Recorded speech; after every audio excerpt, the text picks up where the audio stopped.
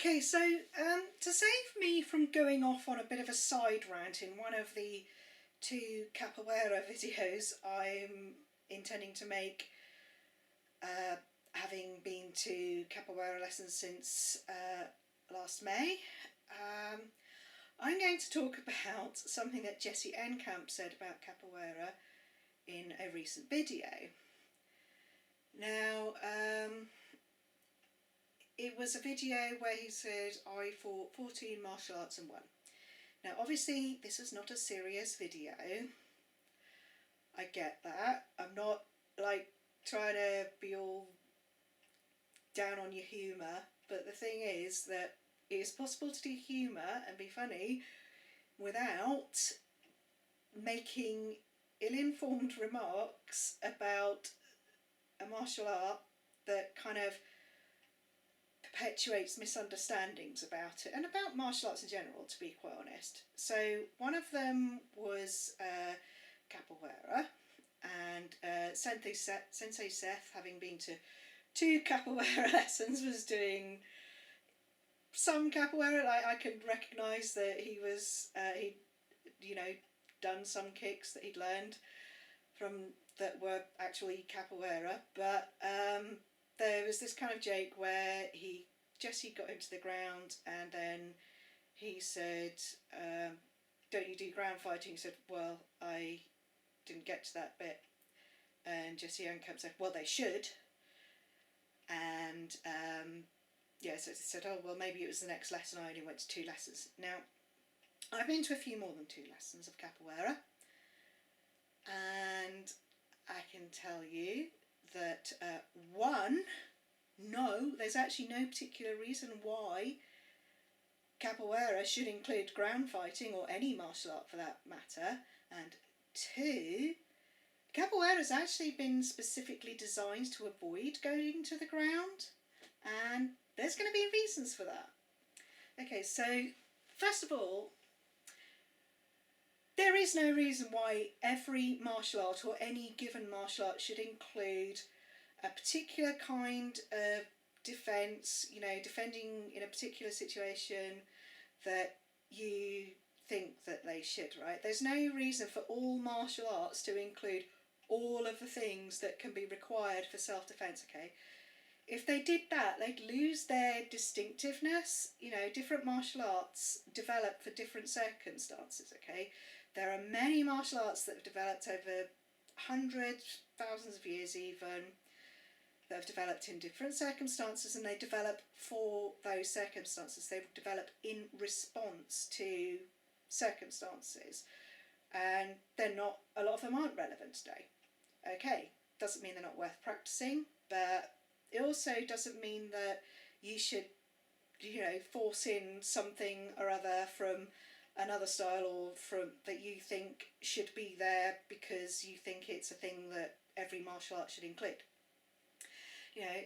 If you're going to go to Capoeira, no, you're not going to learn about fighting on the ground, but if you want to learn about fighting on the ground, well, you go to BJJ lessons or something. And would you say BJJ is wrong because it doesn't include tornado kicks? I don't think so.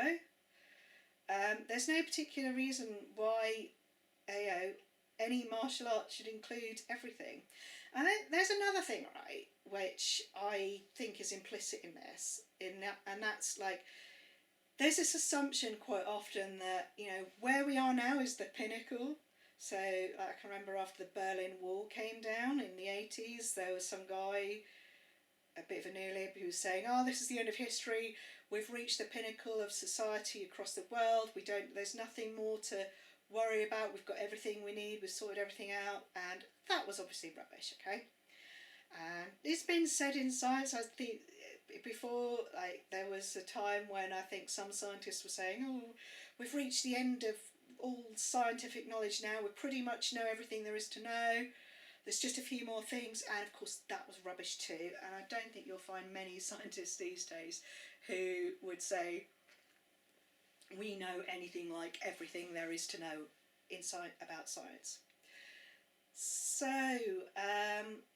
but I think this kind of applies to a lot of martial arts. Like, we all assume, like, there's a big assumption that we all need to be able to fight on the ground. We all need to be able to do this. Well, and we're always going to need to be able to do this, right? I think this is another thing, right? We assume that what we've got now is the best, and it's always going to be what we're going to need. We've kind of reached the pinnacle of martial arts understanding, that we understand all the things that we need in martial arts, and it's always going to be this way. Well, no, not necessarily. Like, what's relevant now is probably not going to be relevant in 50 years' time. Yeah, it's quite possible that in 50 years' time people look back at what we do now and be like, why on God's name were they so obsessed with that stuff on the ground? My God, that's just so ridiculous. Nobody needs to do that. You don't know, okay? You don't know how things are going to develop in the world. It might even be the case that in 10 years' time people kind of look back and laugh at what people say on Reddit about what's important in martial arts. So, yeah, I think it's a bit... You really need to understand that, martial arts has a past. They've all been, developed in a particular context. We have different contexts now, and then there's going to be different contexts in the future.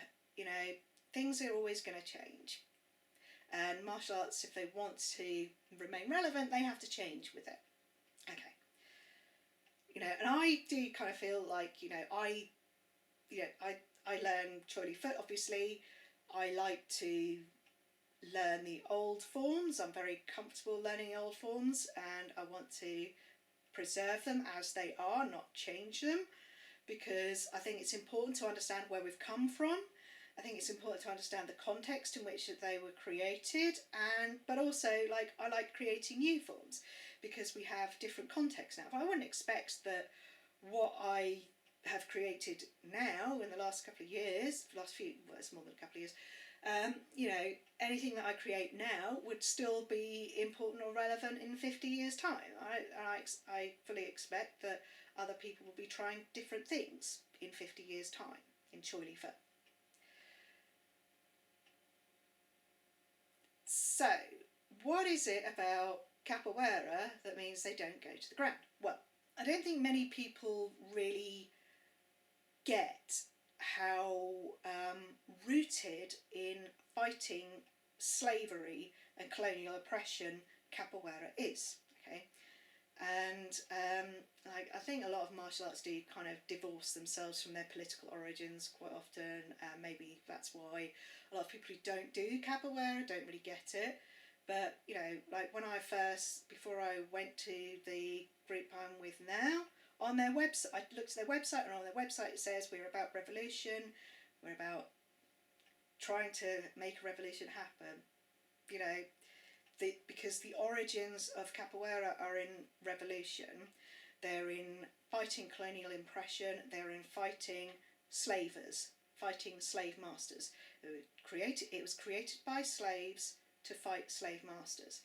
Now, I want to be very clear. It is really definitely specifically about avoiding going to the ground, right? I'll tell you how I know this, because traditionally you might have noticed people who did Capoeira, they will wear all white clothes when they do their rodas, which is like a game that you play against a single opponent, where you're basically just testing your skills out against each other. You're not actually supposed to hurt each other, but you are testing, your kicks and your dodges and stuff like that. And the reason that you wear all white clothes, it's not in everything, it's for special occasions usually, but you wear all white clothes so that if you do touch the ground, everybody knows, and you've done it wrong, you've got it bad, okay? You are really not supposed to touch the ground with your body, okay? You're only supposed to touch the ground with your hands and your feet, and that's why you wear all white clothes, to kind of, you don't want to get them dirty.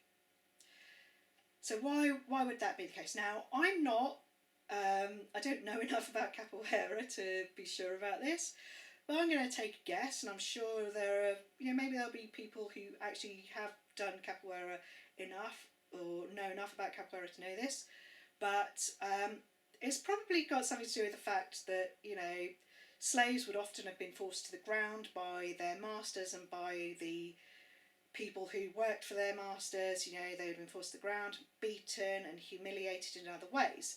So I would imagine that for a slave, it's really, really important to avoid being on the ground. It's what's really important is to like maybe go to the ground, but then move around on the ground, close to the ground, and then be able to get up again. Because that's a lot of what capoeira is, right? It's about dodging around on your hands and feet, moving them in odd ways so that you can move low and then get up, and then move low again and then get up again when you need to. And then another thing I'm probably just going to mention, like I think people think that capoeira is just not very aggressive, which it's not. And that's going to be, again, to do with the origins of it being created by slaves. Now, being a marginalised and oppressed person, I do know that if you hit back at people who are oppressing you, they will quite often be more brutal in return, right? So slaves who hit their masters, they would have been brutally beaten. Regularly, they would have been killed. So it was actually quite important to them to develop a martial art that would mean that the priority would be on avoiding being hit rather than hitting or killing anybody, okay? They don't want to do that too much, because the likelihood was that they would absolutely be killed in return, or certainly be brutally beaten in return. So yeah, I think it's really important to try not to make these assumptions about what a martial art should be and why a martial art is the way it is. You know, you certainly need someone who's been to more than a couple of lessons to be able to understand why the context in which martial arts were created, what they were created for, and whether or not it is reasonable to expect them to include, ground fighting. Okay, so I will do a couple more videos, hopefully soon. There's going to be one about capoeira anyway. There's going to be one that I'm going to do that'll be kind of more general, about like the group that I go to and about why I sort of ended up with capoeira. And then I'm going to do another video which is going to be a bit more detailed. It's going to go into why I feel like capoeira works for me specifically, comparing Choy Foot and capoeira, and also talking about why I think, talking about capoeira from a Chinese martial arts perspective, from an Eastern martial arts perspective, because I think it's quite interesting how I feel like the way that I understand Chinese martial arts really kind of transposes basically onto how I see capoeira working, and why I feel like capoeira works on its own as a martial art from a Chinese martial arts perspective. Anyway, hopefully I'll get to that soon.